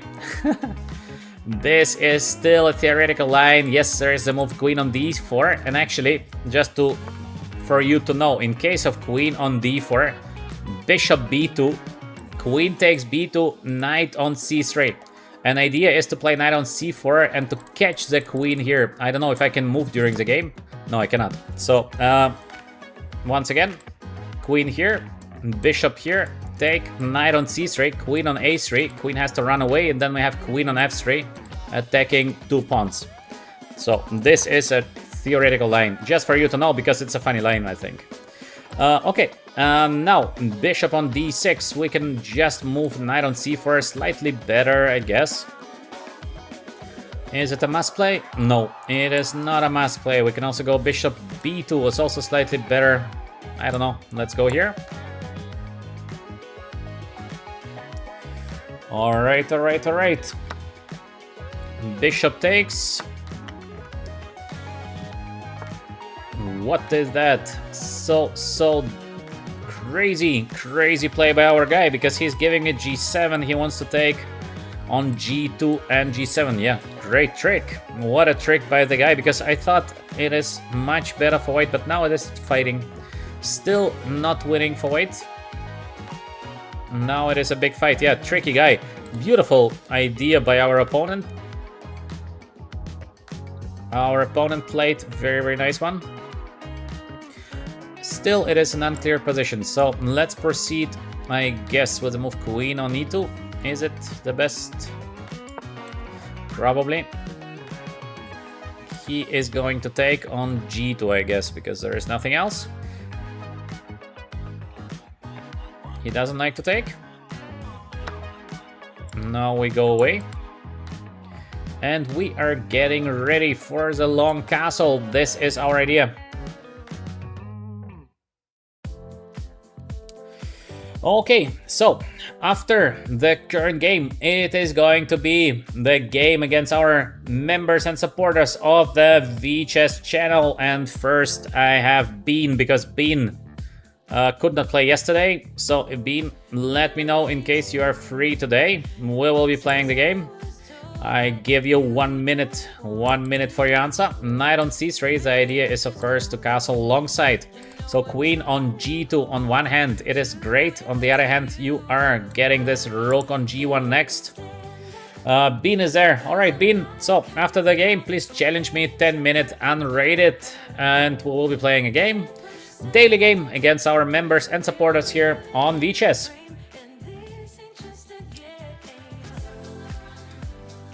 Alright. Bean needs 5 minutes for a coffee. Bean, how many coffees do you do within 5 minutes? I can make a coffee in 30 seconds. So yeah. All right. Yeah, Bean is not not only always here. Bean is also always one of the first to say hello to us here on the chat. I don't know how Bean is doing that, because he is usually top 3. It's like I'm starting the stream and Bean is he's like earlier than I'm actually starting the stream. He feels when the stream is gonna start. There is a trick. There is a trick. I think Bean, he knows some trick. I don't know what is a trick, but Bean knows obviously a trick. Alright, we did the long castle as we expected, and the problem with the g2 pawn is now that we will be having this monstrous attack on the g-file. Our opponent is trying to close the g-file. Good idea. This is a good idea by our opponent, but is it enough? Is it enough to be okay? The bishop on c8. Look at this bishop. Bishop is like a pawn. Is it a pawn or is it a bishop? This is a question. Knight on g6. Can we somehow try to catch the queen? Difficult. Difficult to catch the queen, but I think to play the move rook on g1 is looking very, very logical, so I'm gonna play it. Next, we would like to get the knight on e4, but how to get the knight on e4? Let's see, let's see, let's see. Queen goes to h3. Now we have the bishop on d6. Bishop takes c5. Okay, it's not a bad idea to win some material, of course. On the other hand, we have this rook on g3, followed by the move rook on g1. We bring like all our pieces into the attack, but then the queen is running away. So how can I trap the queen here? Can I trap the queen? Maybe something like this. He's gonna take. I cannot take with the queen because there is f6. I can take g7, rook on g1, king there. Is it a checkmate? Not 100%. Not 100%. It might be a checkmate, but maybe it is not. So let's just double, I think. He's gonna play queen f5, then I'm gonna go with 4. Yeah. This is a possible play with white. I don't know. I don't know if I should play it. I can play it, but maybe I should not play it. I don't know. Maybe let's go with the move knight on e4. It's a bit more funny. Not so great, actually. By my feeling, I don't know. I don't think it is the best play, but it is a funny play. Let's go. Let's go knight e4, because we wanted to play the move knight on e4. This is our idea. Opposite color bishop positions. So usually the attacker has the advantage. We are obviously attacking. The bishop is completely out of the game. We are capable to play the bishop d6, so I think white is out of risk to be worse here, but if white is better is questionable. I don't know. I don't know if white is having a better position. We will see what is going to happen next. We will adjust accordingly.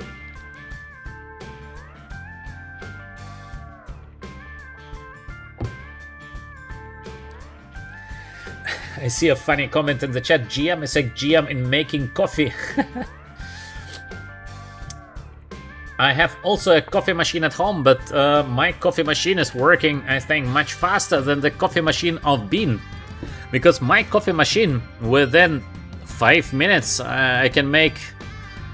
I don't know. I don't know how many coffees I can make within 5 minutes. By the way, it is a boom position. So we have an F. Boom. Beautiful. We have a beautiful win here. Very, very nice one. Who can see the win for white? Or maybe I'm mistaken. Just let me double check. Maybe I pushed the F too early. Yeah, pushed too early. Wrong. False flag. False flag. No F. I pushed the F too early. Actually, I will tell you what it was my idea here. My idea was rook takes g6, so to sacrifice a queen, because he cannot take a queen. Then we take with the rook, and then we are just crushing the guy. But the problem is that in case I take here, he takes hg, queen takes a6, and there is queen f5 with double attack. So it's very beautiful. Rook takes g6, but it is wrong. I saw that it's good, but then I see, oh, this is a mistake. So false flag, no F, no F, absolutely false flag.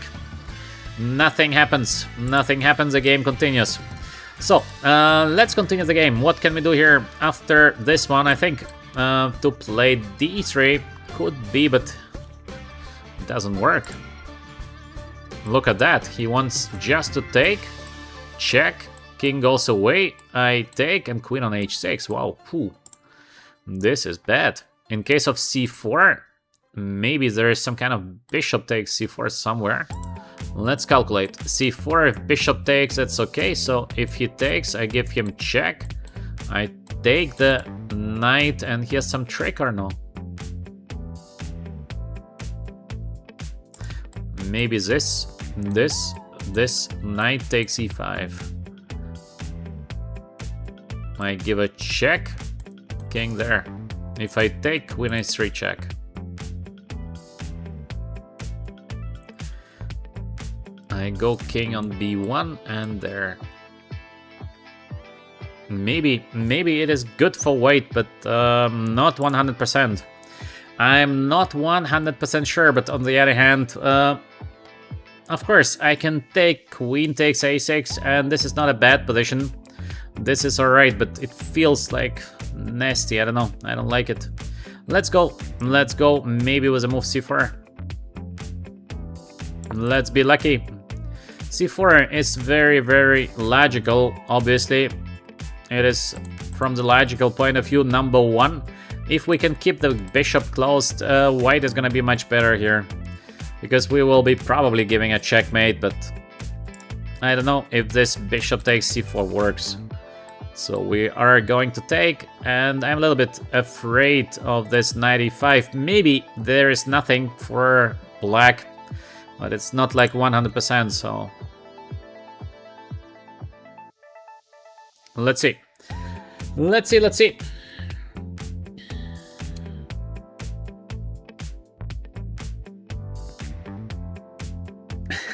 Bean is explaining the details of the coffee machine as I would be explaining the details of the position that we have now on the board.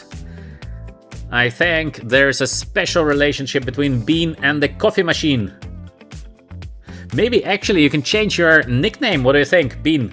To change your nickname to Bean the Coffee Machine. It also sounds like cool, I think. It would be a very soundy name.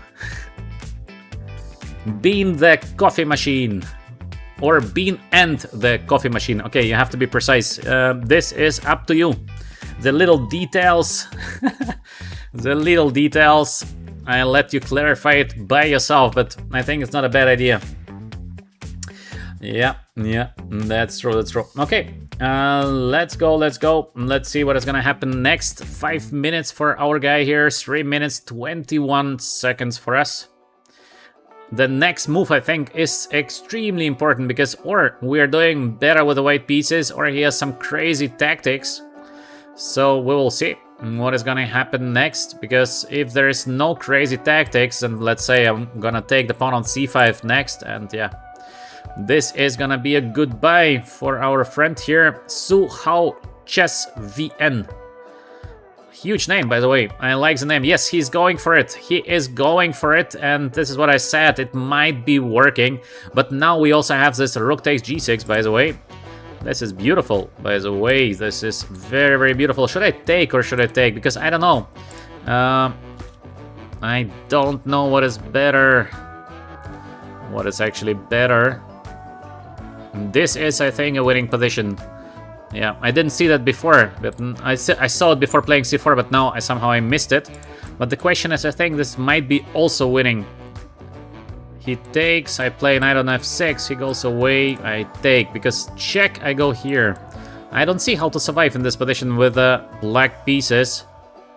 So we have rook takes g6, this position is 100% winning, because he has to take, we're gonna take the bishop, it is a game over.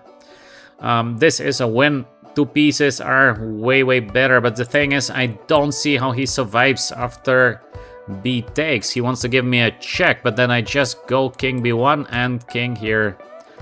I don't know. So I think I'm gonna take it because I think it's easier. Maybe I'm missing something. This is what I've been speaking about prior, that yeah, if I miss something, it might be very, very dangerous as bishop c4, but if I don't miss anything, then obviously white will be doing here much better, because we won the piece, and it's not only piece, it's more that the king on g8 is pretty weak. So let's take it. Let's take it. Knight on e5, a little bit as we expected. Here comes the check. So he has to be play. There is nothing else. We take the knight. And my calculation was that here I can play king on b1, and I saw nothing for black. I may be wrong. Let's double check, because we can also try to run, but this is not so obvious. So my idea was king on b1, and I saw nothing, so I still see nothing. I'm playing that. I see no checkmate. He gives me a check, I go king a1. Where is a checkmate? If there is no checkmate, white is winning, because we will be taking on g7 with a checkmate. So this is what I calculated before playing the move c4.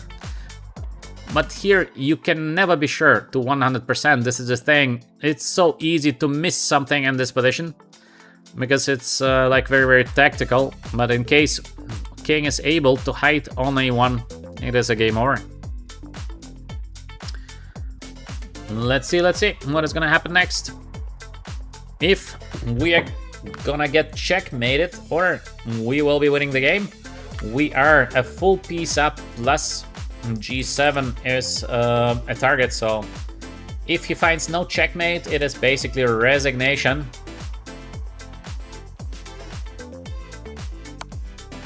Queen d3 check, what is the idea of that? We just go away. Is he going once again for a piece down endgame? He did it so many times, I don't get it. Because what is the point of going for a piece down endgame? It's so weird. I don't know why he's doing that. Yeah, he's doing it once again. It's so funny, because he does it all the time. It's like, I have no idea why he's doing that. It feels like he thinks there are still some chances with a piece down, but actually piece down, you don't get real chances. So he's doing it again and again. This time it is 2 pawns. He did it previously with 1 pawn. So now 2 pawns. Maybe the idea is to play the move c5, but I think we're getting now the rook here to b7, and how to save this kind of game.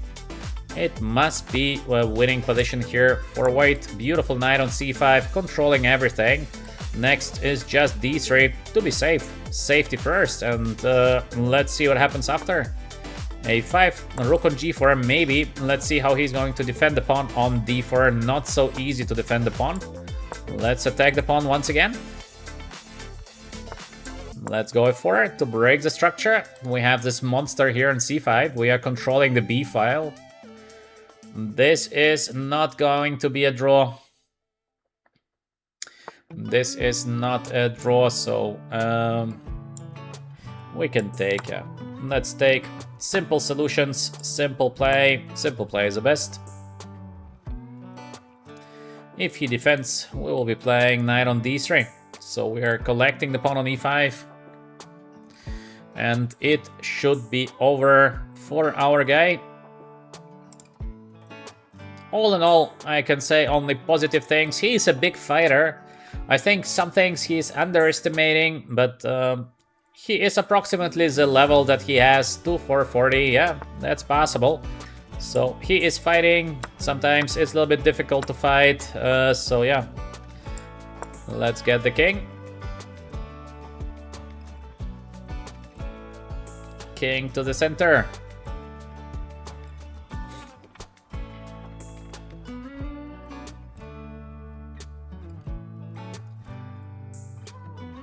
So,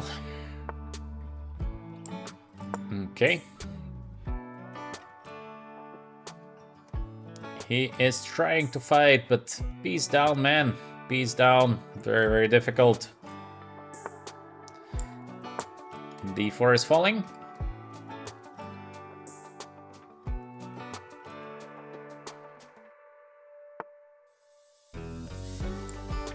I will not give him even a slightest chance, because why to do it?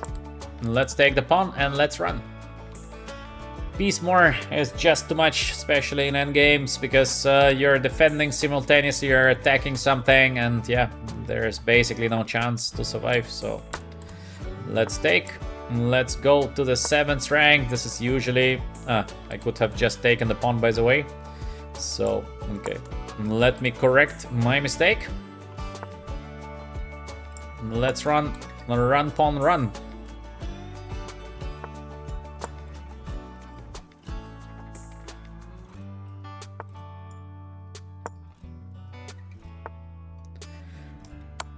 Okay, we are winning some material, and okay, let's go here.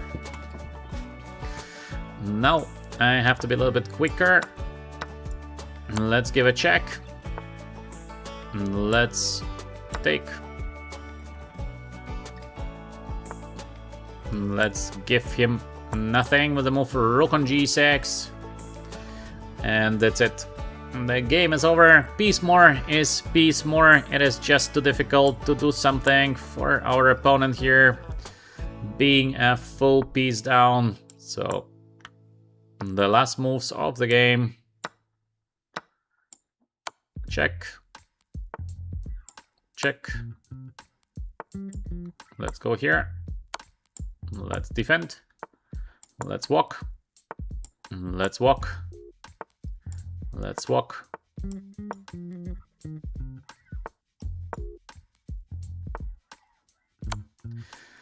That's it. That's it from the current game. So we say thank you to our opponent, and that's it. Next game is gonna be against Bean.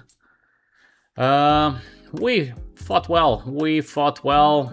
Our guy also fought very, very well. So it was an interesting match. It was an interesting match. Alright, Bean, Grand Nobito. Yes, I see Grand Nobito. Warm support, of course, in the chat for Bean. Where is the support for Grand Nobito?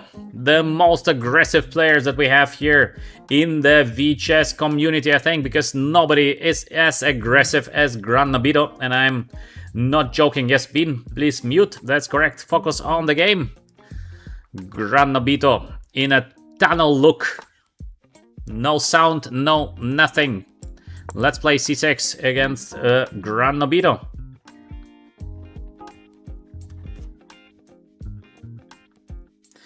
Alright, alright. Grand Nobito is white. I remember a couple of months ago, Grand Nobito just had 350, now already on 600. We see that it is a huge improvement, doubling up. I would call it doubling up. And Grand Nobito, or known as Bean in our chat here, is one of the most aggressive players. You will see Grand Nobito is just playing forward. He never goes back.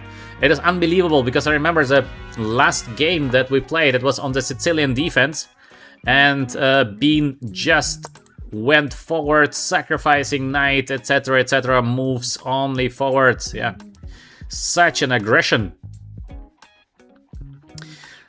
For the moment, we have a normal line in the Caro-Kann, by the way.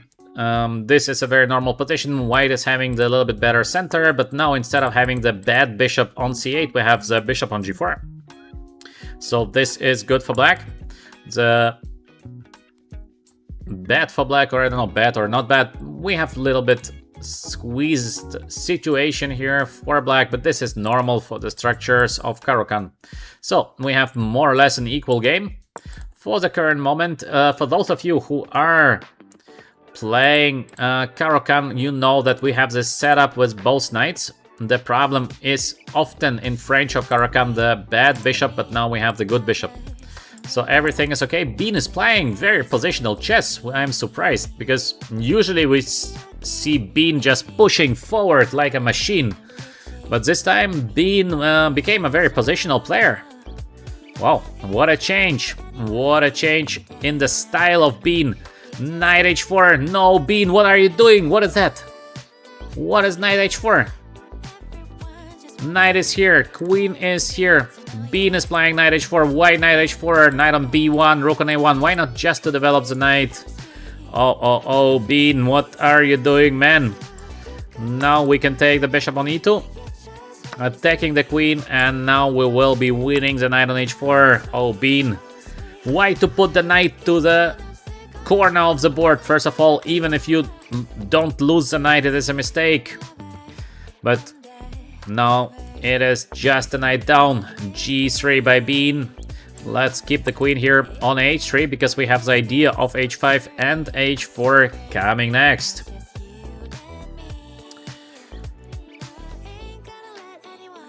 So Alright, alright. Let's see if Bean is gonna find a way to recover here. But it's difficult. Piece down is always a huge problem. Let me read. Express blunder. Yeah, maybe too much, too hard. The coffee. Bean made a coffee, but maybe a little bit. Yeah, a little bit too much. Maybe it would be better to go for something like coffee with milk than for a double espresso. Yeah, Alexander, you are correct. I see a comment by the Fallen Knight. Okay. Yeah, okay. Thank you for the nice comment. In case the Egyptian I am enjoyed the games. That's excellent. We are here almost every day. I'm not selective in my opponents, so we're just here having fun playing some chess. That's all we do, and of course we try to improve every stream little by little. Otherwise, to me, it would make just no sense. Alright. Bean is now considering how to fight against the h4 play, because h4 is opening the h file, and of course we are having the extra piece, plus we have the rook getting into the game. So it's not so easy to defend in this position for Bean, but maybe Bean is gonna find a way to continue playing. There is an obvious threat here to play the move h4. Another idea could be somewhere this one, but then white is gonna play the move f3. So queen on f3. Yes, Bean is bringing the queen into a defense. Makes absolutely sense. This is a good play. Good play by Bean. So he tries to defend the game by bringing the queen into a defense. Queen is quite a strong piece, so yeah. This is not a bad idea.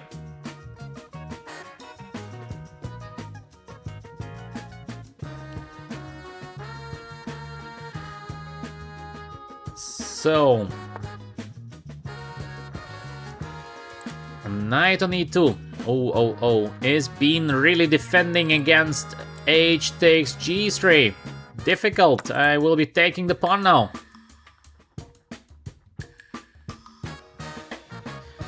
The rook is here on the h file. This is a problem of Bean. No, Bean is missing the checkmate. Oh, Bean. Queen takes h2 is a checkmate. Okay, anyway, warm support in the chat for Bean. Bean is just making his steps into the world of chess. So again, Bean improved from 350 to already 600. So it is very, very good. And we are all on our level, of course. We cannot do everything perfectly. So, Bean. Couple of things. First, you played a good line. I like the way you played. This is excellent. Everything here is excellent. But Bean, why to put the knight to the corner of the board? Man, I am always telling you, not you, but everyone, every stream, keep the center, don't play to the corner in case you are not sure. So even if you would not lose the piece, don't play to the corner. For example, knight on d2. Knight is doing nothing on b1. Get the pieces out first, yeah. Get the pieces out, be central. And knight on d2, you have a good position here with white. I mean, normal. Just very, very normal play. So first you played very good. You have the center, everything is correct. Just get out with a piece. Don't put your pieces to the corner, even if you think it is maybe working to 90%. It is not. So don't put your pieces to the corner of the board. Usually a bad idea. And then of course it gets difficult, and here being queen g2 only way, because I thought you had the right approach. To bring the queen is a good idea, but the problem is that after h4 you have to go queen on g2, defend, fight till the end, search for all the chances, never resign on the game. This is one of the crucial things that every chess professional is doing. You see sometimes chess professionals are finding like 10 only options to survive, and this is the spirit. Yeah, so if you want to improve, you have to fight. Even if you think your position is bad, keep on fighting. Don't give up, never give up. So once you lose the game, you resign, that's it. But during the game, never give up. Always keep on fighting. You must learn to be this kind of fighter in case you would like to improve. This is usually the attitude to play chess, to get better in chess. Alright guys, so I hope you enjoyed today's stream. I think it was nice. Thank you very much for keeping the chat very nicely, very clean, for your nice comments, and of course for your support. I hope that you learned a couple of tricks during today's stream. I will be back tomorrow with a new stream tomorrow evening. So yeah, thank you very much for being here with us on VChess. And you can always check out on our shorts. We have cool shorts in the section, just 30 seconds, but some of them are very useful, some of them are funny. Check them out. Otherwise, yeah, I wish you all still a great day, wherever you are. Thank you very much for being here with us on VChess. I appreciate it. Hope to see you tomorrow. Wish you all the best. Till tomorrow, guys. And bye.